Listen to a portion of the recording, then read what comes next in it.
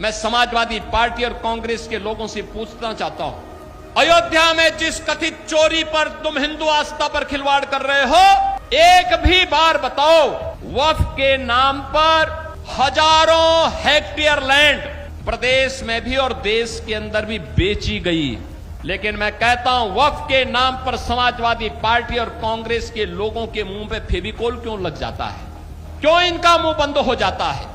कैसे लोग हिंदुओं के धार्मिक स्थलों पर हिंदुओं के द्वारा दिए गए पैसे का दुरुपयोग कब्रिस्तान की बाउंड्री के नाम पर करते थे? तब आहत नहीं हो रही थी? जब ये इलीगल स्लॉटर हाउसेज चलाते थे, गौ माता की हत्या करवाते थे, गौ माता को तस्करों के हाथों में पिछवाते थे, तब क्या हिंदुओं की आस्था आहत नहीं हो रही थी?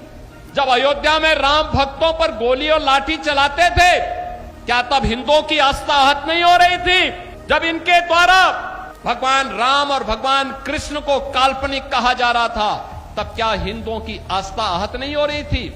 मैं पूछना चाहता हूं समाजवादी पार्टी और कांग्रेस से, जब ये कावड़ यात्रा को प्रतिबंधित करते थे, क्या तब हिंदुओं की आस्था आहत नहीं हो रही थी? जब इनके द्वारा श्री कृष्ण जन्माष्टमी के आयोजन पर रोक लगाई जाती थी, दुर्गा पूजा के पंडालों को रोका जाता था, तब क्या हिंदुओं की आस्था आहत नहीं होती थी? जब किसी हिंदू पर्व और त्योहार के पहले दंगे और उपद्रव शुरू होते थे, तब क्या हिंदुओं की आस्था आहत नहीं होती थी?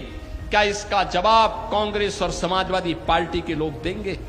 और यह प्रश्न हम में से हर जागरूक नागरिक को इनसे करना चाहिए। इन लोगों से प्रश्न पूछा जाना चाहिए, तुम्हें क्या अधिकार है? श्री राम जन्मभूमि ट्रस्ट कार्य कर रहा है और मंदिर की व्यवस्था का संचालन कर रहा है। उस ट्रस्ट के कार्य में किसी का हस्तक्षेप नहीं। ट्रस्ट जिस प्रकार के कार्यों को आगे बढ़ा रहा है, आज भगवान राम का भव्य मंदिर उस रूप में हम सबके सामने दिखाई दे रहा है। कितना भव्य मंदिर!